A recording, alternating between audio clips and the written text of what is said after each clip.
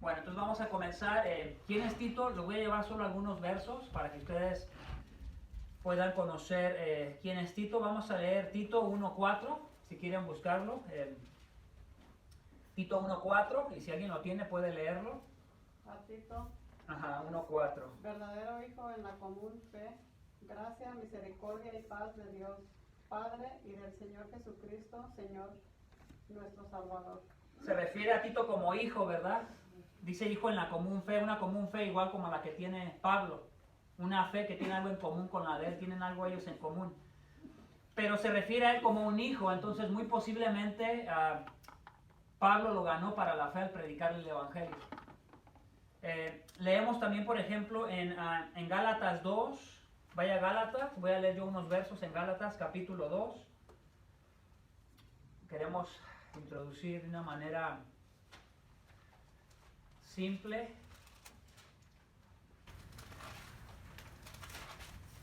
y tenemos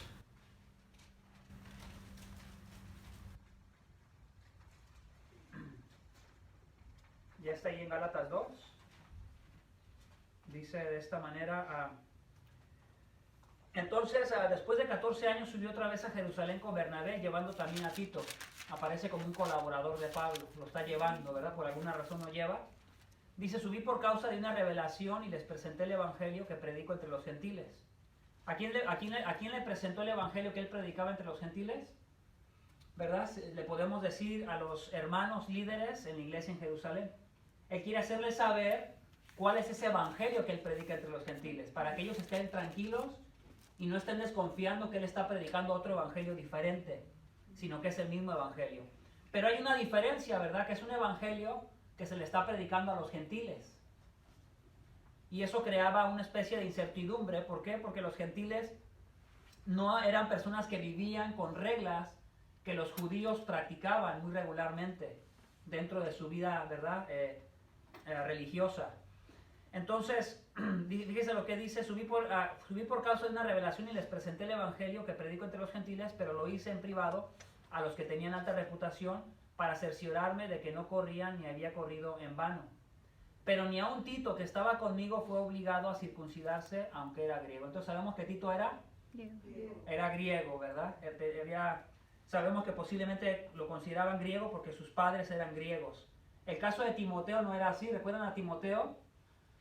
Timoteo tenía, su mamá era judía y su papá griego. Él era una mezcla de dos, ¿verdad? De dos naciones. Entonces a Tito sí lo circuncidaron porque ella tiene una mamá judía. Pero a Tito no se le obligó a circuncidar. ¿Por qué? Porque el apóstol Pablo está considerando que el circuncidarse no es necesario para la salvación, como muchos judíos, ¿verdad?, creían que sí era necesario. Decían que creían en Jesús, pero todavía le querían volver a agregar reglas del Antiguo Testamento para decir que era necesario hacer otras cosas aparte de solamente creer que Jesús había muerto por sus pecados. Querían agregar otras cosas para decir: si no haces estas cosas, entonces no eres salvo. Pero vemos claramente que Tito no se le obligó a circuncidarse, porque no hay necesidad para ello, ¿verdad? Y tal vez después se tocará ese tema dentro de la carta. Entonces vemos que Tito era griego, era un colaborador de Pablo. Pablo lo llama, ¿verdad? Lo lleva con él. Aparece varias veces en la carta a los Corintios también, a los Corintios. Entonces vemos que era un colaborador confiable, que era un compañero, que era un mensajero y que era enviado para labores específicas. Por ejemplo, cuando hablamos de la carta de Tito, él ha sido enviado, ¿verdad?, para una labor muy importante o muy específica. Si me acompañan a la carta de Tito, y nos vamos a quedar ahí ya. Mantiene su Biblia abierta en Tito.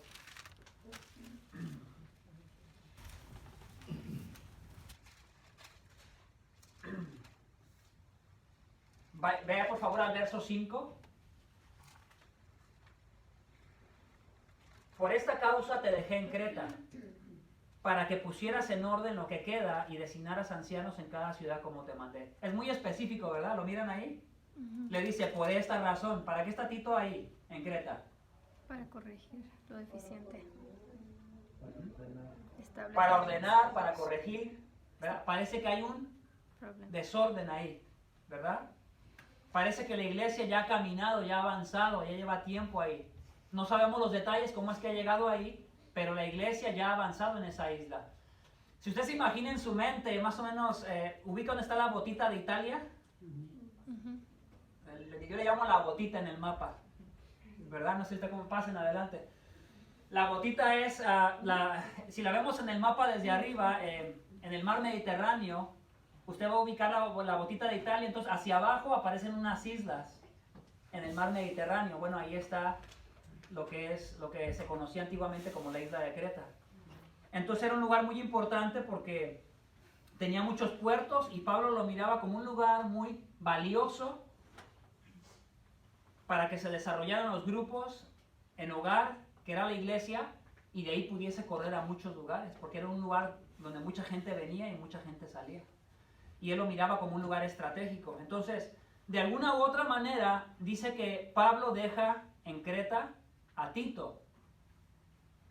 No sabemos si lo mandó llamar, no sabemos exactamente si Pablo ya estaba ahí, pero la cosa es que lo deja ahí y le dice para que ponga en orden lo que queda. Y me llama la atención lo que dice después de poner en orden lo que queda. Él dice, y designarás ancianos. Quiero que ponga mucha atención a eso. Él está pidiendo que ordene el desorden que hay. ¿Y cuál es la manera, como dice, que arregle ese desorden? Poniendo ancianos. ¿Qué piensan los demás? ¿Cómo va a arreglar ese orden?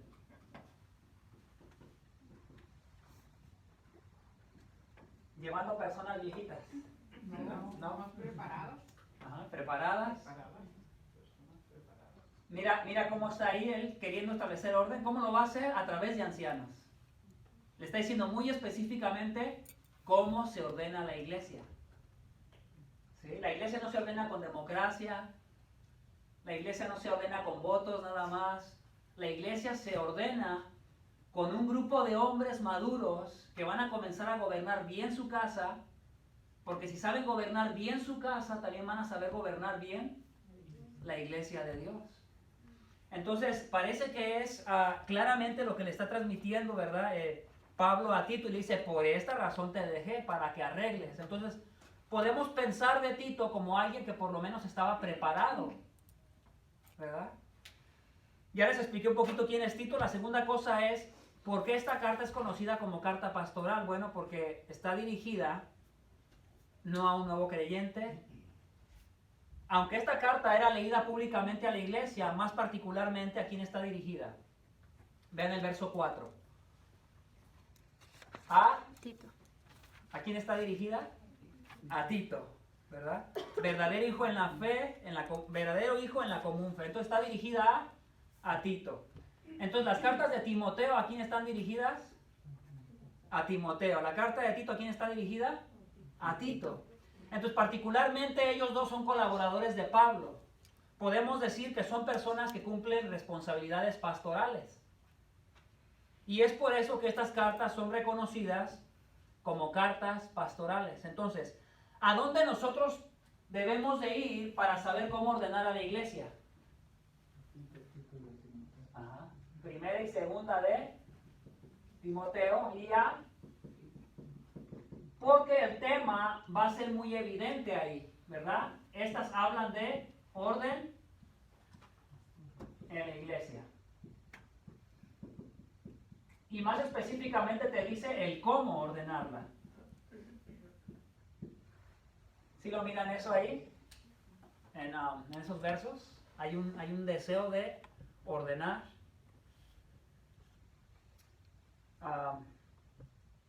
Y quiero llevarlos a estos términos rápidamente. Los voy a llevar a 3 términos dentro del punto número 2, porque es conocida como carta pastoral. La primera palabra es pastor, la segunda es obispo y la tercera es anciano. Hay 3 palabras. Pastor, obispo y anciano.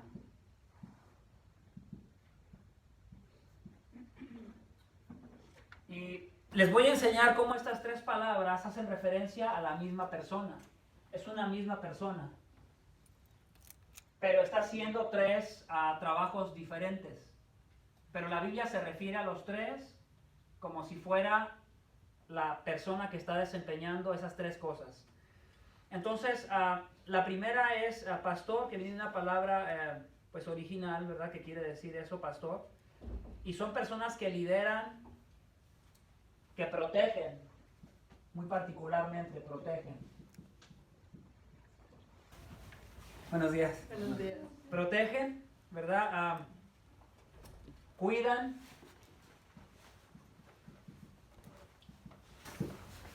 Entonces vayamos a la Biblia y vamos a leer esta palabra ahí, Hebreos 13, 20 al 21. Si usted lo quiere buscar es Hebreos 13, del 20 al 21. Y ahí se refiere a Jesucristo como el gran pastor de las ovejas. Y dice que Él es el que nos hace aptos en toda buena obra. Él es el gran pastor de las ovejas y Él es el que nos hace aptos en toda buena obra. Ahí aparece la palabra pastor, que la palabra es poimen. Esa palabra poimen la encontramos ahí en Hebreos, pastor. También la encontramos en Efesios 4:11. Aquí sería Hebreos 13, 20 al 21. También Efesios 4:11.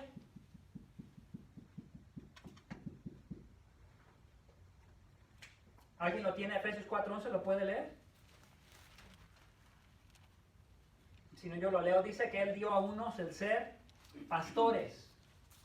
Y habla como de diferentes dones o capacidades que Dios le ha dado a la iglesia.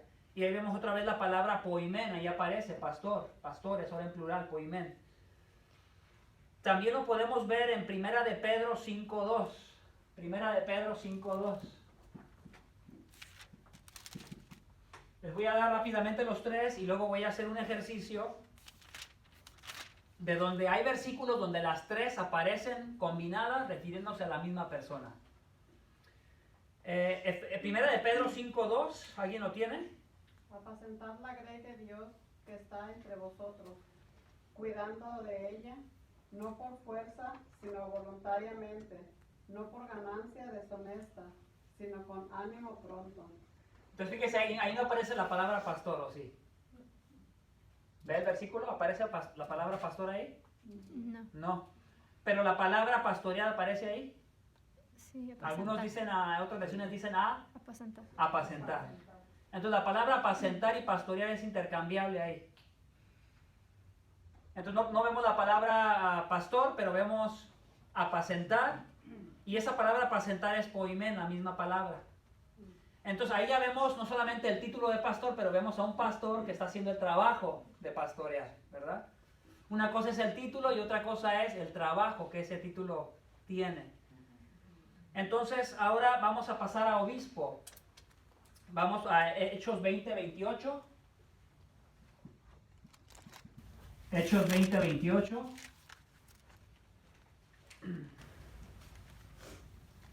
Ahí el apóstol Pablo les pide que cuiden de la grey, y de ellos mismos, que cuiden. Entonces tampoco aparece la palabra pastor, pero la palabra cuidar hace referencia a la palabra obispo. Obispear, no es avispar, ¿verdad? Pero obispear viene de una palabra bien rara, episcopos. ¿Usted ha escuchado la palabra episcopal? Sí. Hay algunas iglesias que tienen el título de iglesia episcopal, de esa palabra viene obispo. Obispo.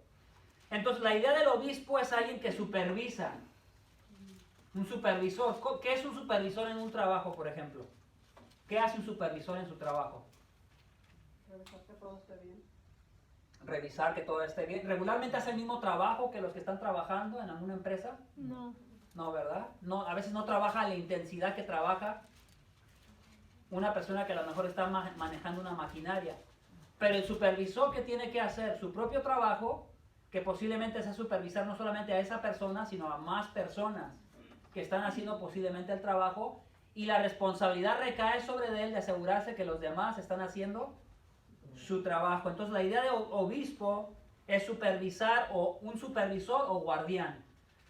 Lo vemos también en Filipenses 1:1. Filipenses 1:1.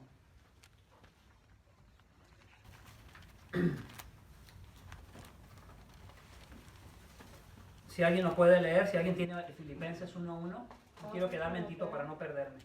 Pablo y Timoteo, siervo de Jesucristo, a todos los santos en Cristo Jesús que están en Filipos, con los obispos y diáconos. Habla de todos los santos en general, todos los creyentes, y luego dice con los obispos y diáconos, ¿verdad? No ves la palabra ancianos o pastores, sino que aparece obispo. Entonces tú dices, bueno, ¿por qué esta palabra? ¿Por qué estas tres palabras, verdad? ¿Por qué en algunas veces dice anciano? ¿Por qué en algunas otras veces dice obispo? ¿Y por qué en otras ocasiones dice pastor? Bueno, porque se está refiriendo a la misma persona, pero en diferentes partes de la Biblia usa diferente palabra en el original de acuerdo al trabajo que debe de estar haciendo o que se le está pidiendo en esos versículos, ¿verdad? Cuando Pablo les pide a los pastores que hagan el trabajo de ser obispo, de supervisar, es porque muy particularmente en esa situación hay un problema que les está pidiendo que hagan ese trabajo ahí. Y por eso vemos las palabras, ¿verdad?, usadas intercambiables, pero se están refiriendo a la misma persona. Pastor, obispo y anciano.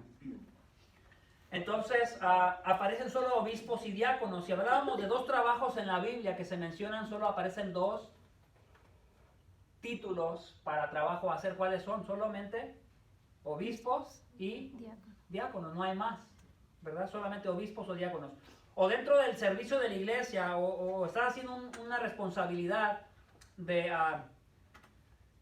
ser un pastor, un supervisor, o estás haciendo el trabajo de ser un diácono.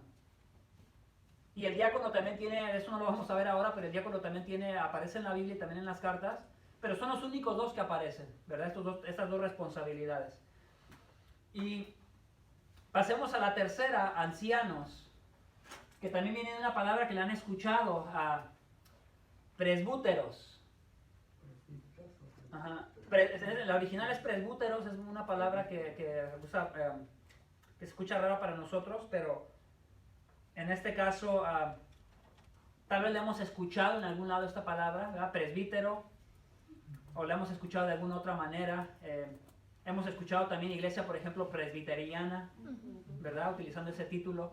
Y de ahí lo toman. Entonces, ¿cuál es la idea de anciano? Alguien maduro, alguien espiritualmente maduro, ¿verdad? Alguien maduro. Aquí alguien que supervisa. Y aquí alguien maduro. Entonces, por ejemplo, ya nos comienza a dar una idea, ¿verdad? Que él quiere establecer orden en la iglesia por los problemas que hay, pero no quieren poner a nada más a quien sea, ¿verdad? Porque tiene buen carisma, porque tiene cualidades. Aún no solamente por el conocimiento, ¿verdad? Y la preparación, sino una persona que sea madura, ¿verdad? A una persona que va a estar haciendo el trabajo de supervisar, a una persona que va a estar haciendo el trabajo de proteger y cuidar. ¿Y cómo lo hace regularmente? Enseñando. Una persona que se está preparando en la enseñanza, porque ¿cómo va a proteger si no sabe cómo proteger? ¿Cómo va a enseñar si no sabe cómo enseñar? Entonces, ahora voy a entrar a dos versículos, de hecho a tres versículos donde las palabras aparecen juntas, intercambiables, para que se den cuenta de cómo se refiere a lo mismo. Entonces, la primera sería Primera de Timoteo 3, del 1 al 7. Primera de Timoteo 3, del 1 al 7. Y dice de esta manera: palabra fiel es esta, si alguno aspira al cargo de obispo, ¿verdad? Al cargo de obispo. No de avispa. De obispo.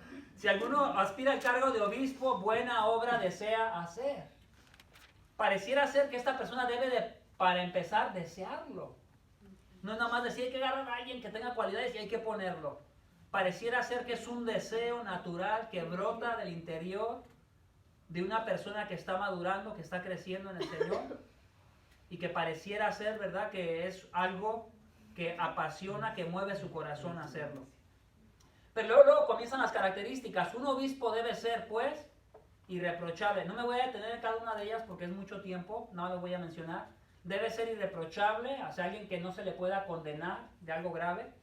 Marido de una sola mujer, sobrio, prudente, de conducta decorosa, hospitalario, apto para enseñar, aparece la cualidad apto para. Entonces no es poner nada más a quien sea, sino la idea es que el obispo y el anciano debe ser apto para enseñar, ¿verdad? Lo vemos ahí.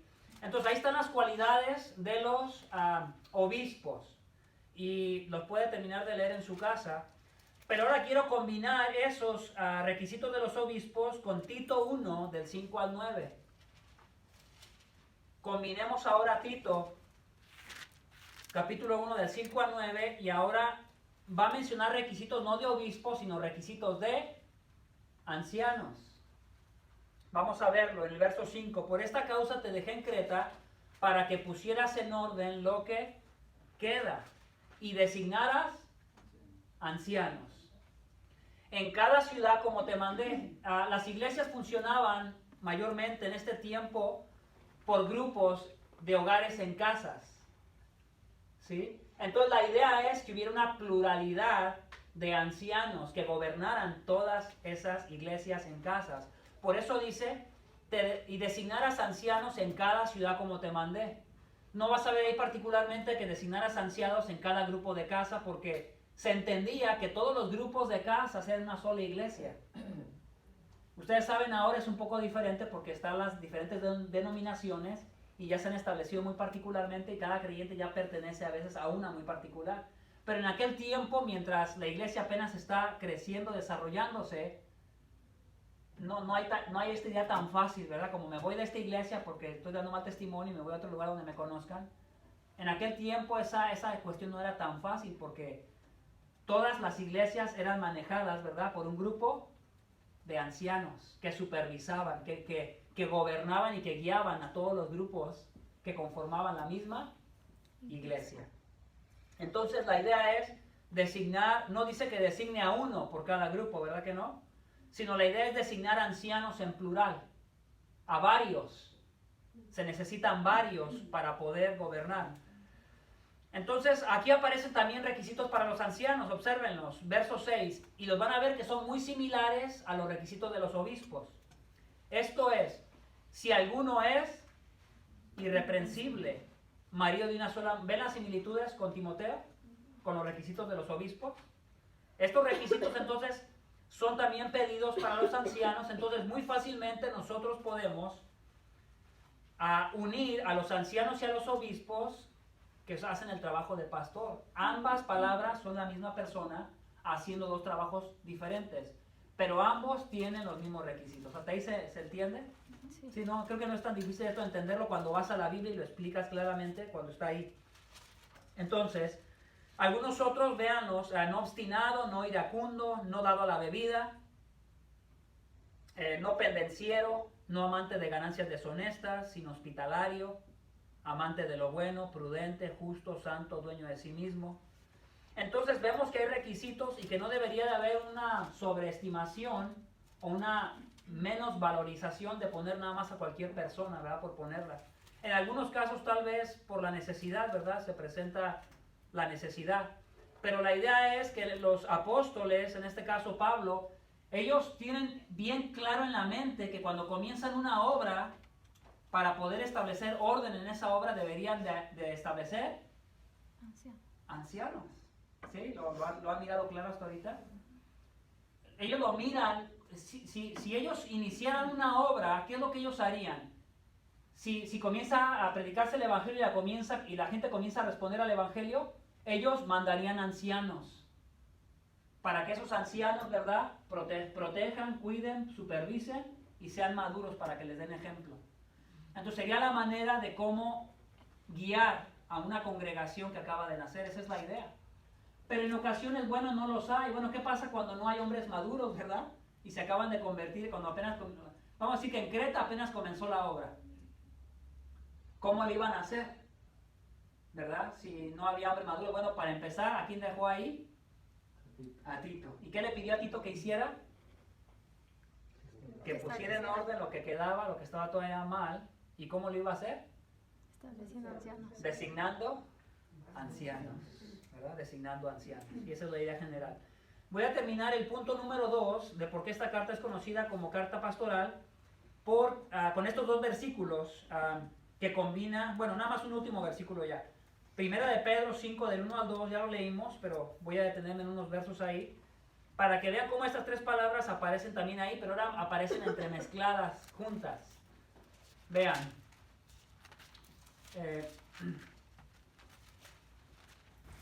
Primera de Pedro.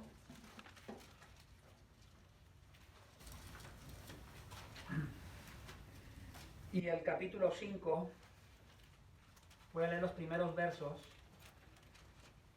Por tanto, a los ancianos entre vosotros, ¿a quién está hablando?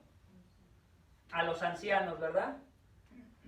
Exhorto yo, anciano como ellos. ¿Quién es también anciano como ellos? Pedro, ¿verdad? ¿Sí lo miran? ¿Quién se está considerando como un anciano ahí en esa carta? ¿Y quién está mandando la carta de Pedro? Pedro, ¿verdad?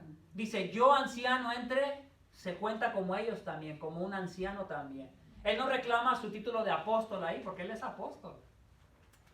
Él no dice, yo apóstol como superior a ellos. ¿Verdad que no? No. ¿Qué dice? Yo anciano también. Yo como una persona madura que supervisa, que obispea, como una persona que protege, que poimonea. O sea, el mismo trabajo, ¿verdad? Él también lo hace. Yo anciano como ellos y testigo, la diferencia es que él fue testigo de los padecimientos de Cristo. Él lo vio con sus propios ojos. Y testigo de los padecimientos de Cristo y también participante de la gloria que ha de ser revelada. Cuando habla de la gloria, bueno, lo que viene en el futuro, en relación a la vida eterna, en relación al cuerpo glorificado, en relación al cielo nuevo, a la tierra nueva, a lo que nos espera en el futuro. Fíjense lo que dice el verso 2. ¿Ya están ahí? Poimonea al rebaño de Dios, pastorea. ¿A quién está diciendo que sea un pastor? A los ancianos. ¿Sí están agarrando esa idea? ¿A quién está pidiendo que pastoree? A los ancianos. Entonces, por eso te puedo decir con convicción que las tres palabras hacen referencia a la misma persona haciendo tres responsabilidades diferentes. Sigamos ahí. Pastorear al rebaño de Dios entre vosotros, velando por él. Velando es episcopos. Si quitamos esa palabra velando, le podemos poner, ¿verdad? Episcopeando. ¿Verdad? Pastoreando, pero también episcopeando por el pueblo de Dios. ¿Y episcopeando qué sería? Supervisando al pueblo de Dios. Velando por él, supervisándolo, no por obligación, sino voluntariamente, como quiere Dios, no por la avaricia. Ella te explica el cómo, que la razón no sea el dinero, sino que realmente hay un deseo que se le ha manifestado, que la iglesia puede ver en una persona que está madurando el deseo por gobernar o la capacidad de poder aprender y enseñar, pero porque tiene un deseo genuino de enseñar, no porque nada más piensa que se trata acerca de un trabajo para recibir dinero. Entonces, sino voluntariamente, como quiere Dios, no por la avaricia del dinero, sino con sincero deseo. Entonces, la tercera palabra, ¿verdad?, aparece cuando dice, por tanto, los ancianos entre vosotros exhorto. La palabra exhortar hace referencia ahí a presbúteros. Y la palabra, ¿verdad?, a presbúteros, pues está haciendo referencia a otra, haciendo referencia a la misma palabra, ¿verdad?, que he explicado, que son estas tres palabras. Entonces, pastor, obispo y anciano. Entonces, las tres palabras, presbúteros, poimano y episcopos, aparecen ahí en ese texto. Y se está refiriendo que los ancianos hacen estos trabajos. No sé si hasta ahí les quedó claro que cuando hablamos de ancianos, obispos, pastores, obispos y ancianos, estamos hablando de la misma persona. Porque de repente se escucha a veces algo diferente. ¿Han escuchado algo diferente? Sí. Si habláramos de la estructura común de la romana católica donde venimos, ¿cómo es la estructura? Es una estructura más o menos como en pirámide. Y esa es la que estamos acostumbrados la mayoría de las personas, ¿verdad? ¿Quién estaría hasta la cabeza? Se va a decir que Dios, ¿verdad? Pero no sé si eso sea verdad o no, a menos de que se demuestre en hechos. Pero realmente, hablando de seres humanos, ¿quién aparece en la cabeza? ¿Verdad? Aparece. Entonces, manejar un sistema así es bien difícil porque, bueno, quién sabe si la gente conozca realmente él cómo vive. La mayoría de la gente no conoce el cómo vive. Porque a veces es una vida muy privada, muy Es pública cuando se trata de compartir algo, pero cuando se trata de su vida privada, yo no sé realmente quién lo conoce, quién puede dar testimonio de su vida privada, ¿verdad? Entonces una estructura en pirámide comienza a ver por posiciones, ¿verdad? Número 1, número 2, número 3, como si fuera una especie de autoridad. Que en algunas ocasiones, bueno, sí se necesita gente preparada, ¿verdad? Pero cuando la estructura es de esta manera, que un solo hombre está a la cabeza, pues comienza a haber una especie como de jerarquía. Y la Biblia no enseña ese tipo de jerarquía. Muchos, por ejemplo, usan la palabra obispo para decir que esta persona está en más jerarquía que, por ejemplo, un pastor y un anciano, porque como él tiene que supervisar varias iglesias, muchas iglesias utilizan un obispo, una persona madura, ya de años, para que supervise dos o tres iglesias. Pero entonces se pierde el énfasis general de las cartas cuando el énfasis es que en una iglesia hay una pluralidad de pastores, obispos y ancianos, que es lo mismo, que haya varios. Porque cuando tenemos una estructura así, donde una sola persona dirige todo, ¿cómo le va a hacer la iglesia para corregir a la persona que está hasta arriba y que tal vez por derecho se sienta que le pertenece ese derecho? ¿Cómo le haces para corregir a una persona así?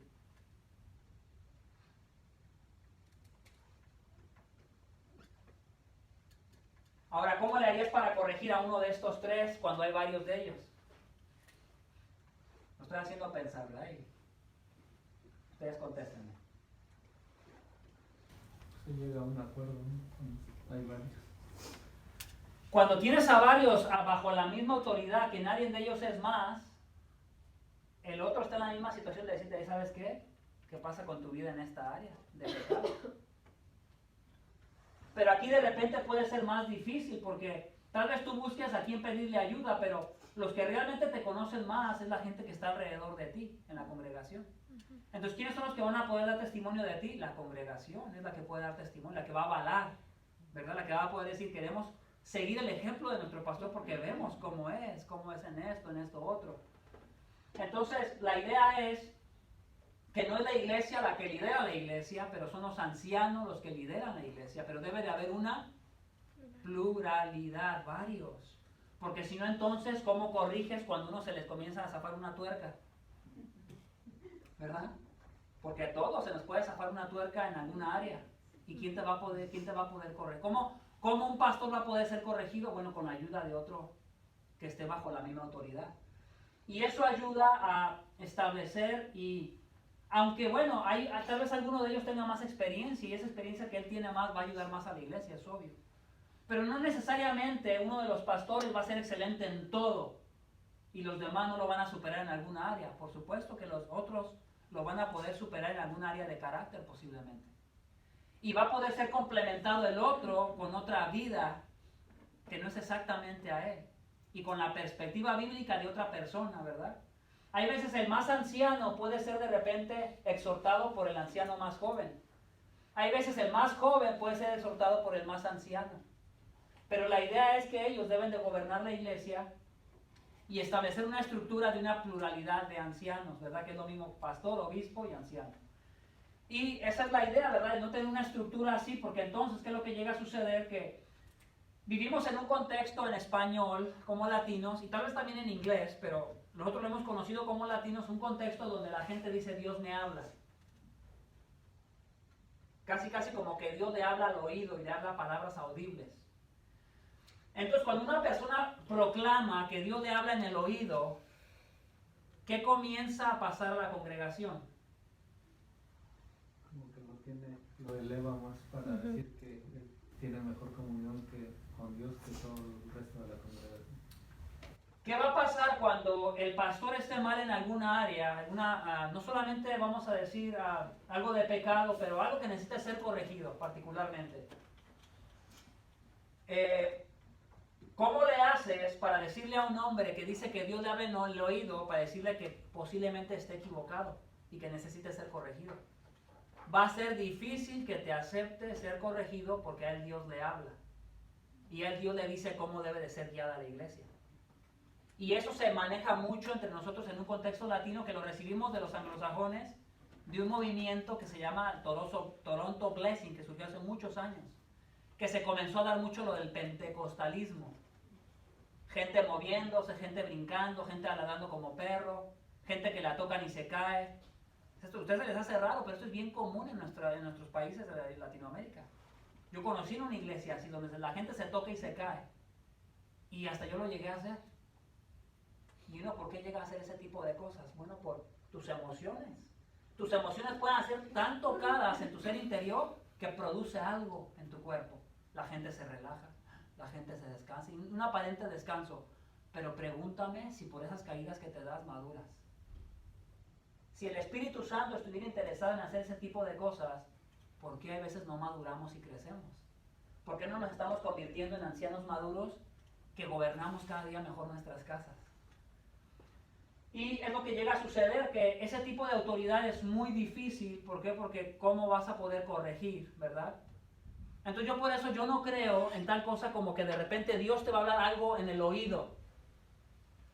A las únicas personas que podemos decir que Dios sí les habló audiblemente, a Adán y Eva les hablaba audiblemente, no les hablaba en la mente. A los profetas. A Pablo se le apareció y le habló con palabras audibles, las escuchó. Eran sonidos de palabras que él entendía. Pero mucha gente en este tiempo, ¿qué es lo que reclama? Reclama que Dios le dijo algo en la mente, que Dios le habló porque se le vino algo en la mente. ¿Y cómo sabes que es Dios? ¿Qué tal que fue los chicharrones que te comiste? Y que te están produciendo una reacción química o algo. O sea, ¿cómo vas a identificar si es Dios o no? Entonces, hay veces lo que pasa es que sobreespiritualizamos demasiado la palabra inspirada que el Espíritu Santo ya inspiró. El Espíritu Santo ya la inspiró, no ocupa que la ayudemos a inspirarla, ya está inspirada. Y es poderosa para hacer el trabajo que tiene que hacer, hay que obedecerla. ¿Sí? Hay que entenderla en su idioma original, pero después, Señor, queremos agradarte, queremos obedecerla. Entonces, por eso expliqué un poquito la idea de la estructura a veces que se maneja de pirámide. ¿Por qué? Por muchas cosas. Hay veces el pastor que le inicia, bueno, fue el que le inició, a veces se siente con el derecho, porque le inició, le costó trabajo, ha sufrido. Y hay gente que ha sufrido mucho. Ha habido casos donde hay pastores donde ellos sufrieron mucho y hay veces ya se hicieron grandes y al rato la congregación les da una patada y los saca. Sí hay gente, hay pastores que sufren, ¿verdad? Que al rato la sociedad no les gusta y lo sacan y pues ella se quedó como quien dice, bueno, se dedicaba solo a eso, se queda sin un sueldo y a sufrir, ¿verdad? Si no sabe trabajar. O si sabe trabajar, pues a tener que trabajar y volver a comenzar. Entonces sí hay dificultades en cuanto a eso. Pero la idea es que nosotros tenemos que ser bíblicos y entender por qué la pluralidad de ancianos es importante y por qué se comienza a tocar aquí en la carta de Tito. Entonces, voy a terminar el tercer punto, y con este termino el cuarto no se los voy a dar, no nos alcanza el tiempo. El tercer punto es, ¿qué está pasando en Creta y por qué está Tito ahí? Entonces, hay una palabra que se dice de esta manera, cretizo, y era muy común en la cultura de Creta. Y conociendo a la gente de Creta, oh, este es un cretizo. Ya se imaginó otra cosa, ¿no? Porque les dio risa, pero... Bueno, la cosa es que la gente de Creta era muy conocida por ser cretiza porque se les conocía por ser mentirosos, deshonestos. Se dice que había mucha traición, violencia, corrupción sexual por ser un puerto. ¿Cómo son los puertos? Oakland, San Francisco, las fronteras. ¿Cómo son los puertos en las fronteras? ¿Cómo son? Mucha corrupción, ¿verdad? Tijuana, ¿cómo es en Tijuana? Ves el contraste mucho, gente muy rica pero gente muy pobre. Y es donde más miras gente en las calles. Es donde más miras más prostitución vendiéndose, ¿verdad? Es donde miras más droga, es donde miras más cosas a la luz del día deshonestas, más policías corruptos. Entonces, siendo un puerto, se ve todo esto y muchos de sus habitantes habían servido como mercenarios al mejor postor. Había mucha gente peligrosa ahí que había posiblemente trabajado para el ejército y se dedicaban a cobrar dinero para matar a alguien. Entonces el que mejor les pagaba para hacer el trabajo, pues se vendían a hacer eso. Entonces la situación es así de difícil. Entonces a las iglesias se les conoce, a las personas que se convertían, muchos de ellos decían que se habían convertido, pero lo único que hacían era una especie de fusión, mezclar las ideas que ellos tenían de su dios pagano, como en el caso de Zeus, que es un dios griego. Las ideas que ellos ya tenían al adorar a este dios nada más las embarraban con el título de cristianismo. Como cuando pasó, ¿verdad?, en el tiempo de la Reforma, que la Iglesia Católica Romana tiene el título de Iglesia de Dios, pero por dentro está podrida. No se predica la palabra de Dios, no se enseña la palabra de Dios.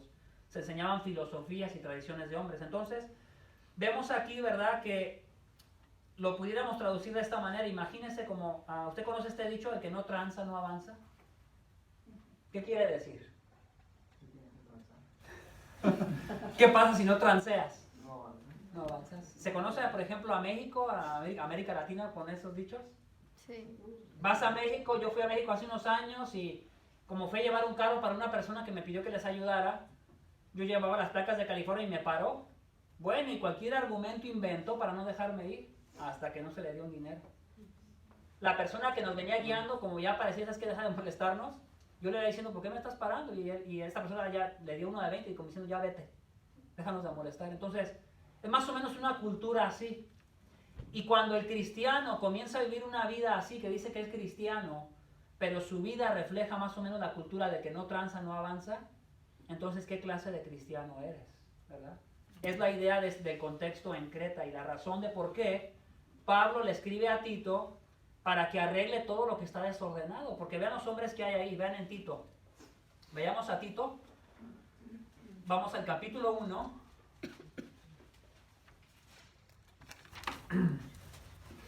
Verso 10, capítulo 1, verso 10, porque hay muchos rebeldes, habladores vanos y engañadores, especialmente los de la circuncisión, a quienes es preciso tapar la boca porque están trastornando familias enteras, enseñando por ganancias deshonestas cosas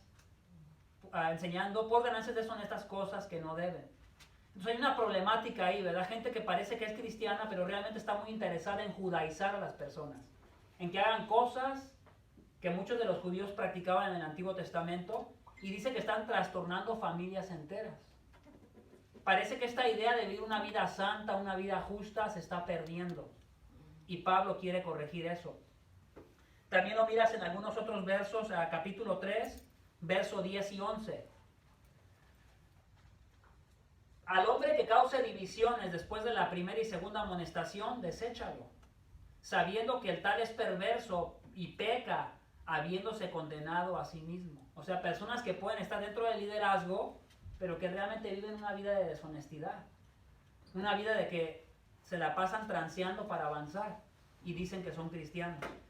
Entonces, habiendo entendido ese contexto, es que esta carta, ¿verdad?, es presentada a Tito, o mandada a Tito para que se lea a la iglesia, para que se lea públicamente. Y entonces aparece del versículo, capítulo 1, verso 1 al 4, aparece la bienvenida.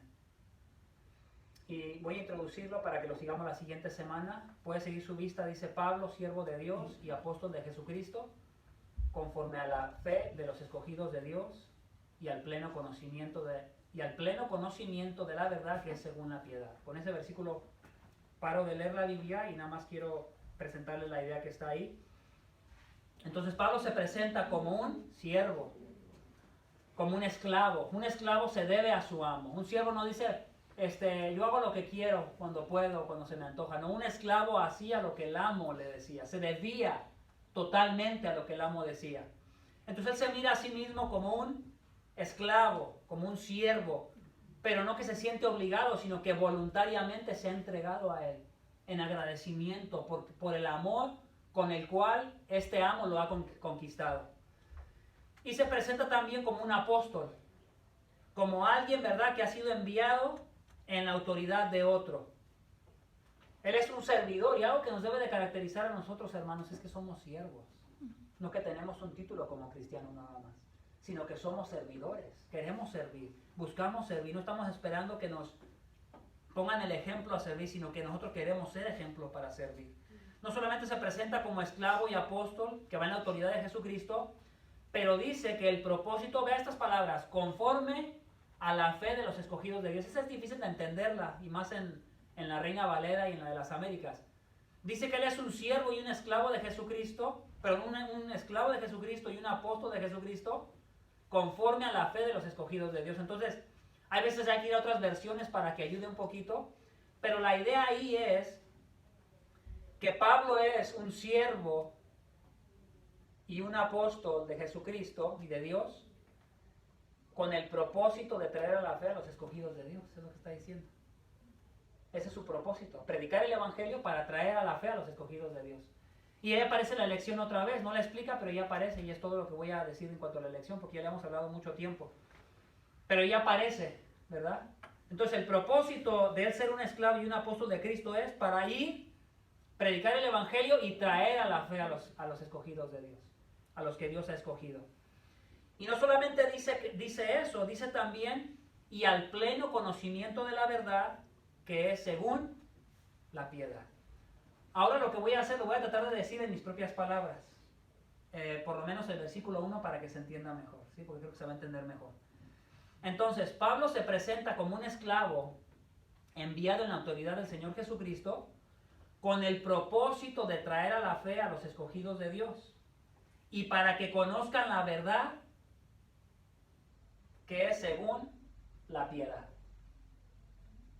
Esta verdad no solamente es una verdad intelectual en la mente, es una verdad que te va a mover a practicar la santidad, que es de acuerdo a la piedad. ¿Han escuchado la palabra doctrina sana? O la sana doctrina es un título a veces muy popular. Oh, ¿qué es la sana? Oh, enseñan la sana doctrina ahí. Y la gente piensa que la sana doctrina es la información correcta nada más, pero no están entendiendo lo que significa. La sana doctrina, Pablo le está diciendo, yo soy esto y esto, con el propósito de traer a la fe a los escogidos de Dios, pero con la verdad, dice, con el propósito de que esta verdad guíe a las personas a vivir una vida de santidad. Entonces, la sana doctrina realmente, ¿qué es lo que significa? No es solamente conocimiento en la cabeza. Como dijo una persona, si tú dices que ya lo sabes cuando el pastor te enseña algo, pero si tú no lo practicas, no lo sabes realmente. Nada más dices que lo sabes. La manera de cómo tú sabes algo realmente en la Biblia es si tú lo practicas o no. Y eso es la sana doctrina. Entonces, cuando alguien te pregunte, enseñan la sana doctrina ahí, bueno, no es nada más decir la información correcta. Te estaría preguntando, ¿y si viven lo que se predica ahí? Cuando escuchas lo que se predica, ¿sí tratas tú de practicar lo que escuchas? Esa sería la mejor manera de traducir la sana doctrina. Y no solamente con decirlo si se enseña lo correcto, ¿verdad? Porque también enseñar lo correcto y tu corazón no ser movido a quererlo practicar, como le está pasando a los cretenses, ¿verdad? Que tienen estas ideas de Jesús, pero las han mezclado con Zeus y viven una vida corrupta porque adoran a un dios Zeus, que a este dios supuestamente Zeus le gustaba atraer a las mujeres siendo deshonesto con ellas para atraerlas hacia él, imagínate. Parece algo muy tonto, pero a veces así se vive en el mundo.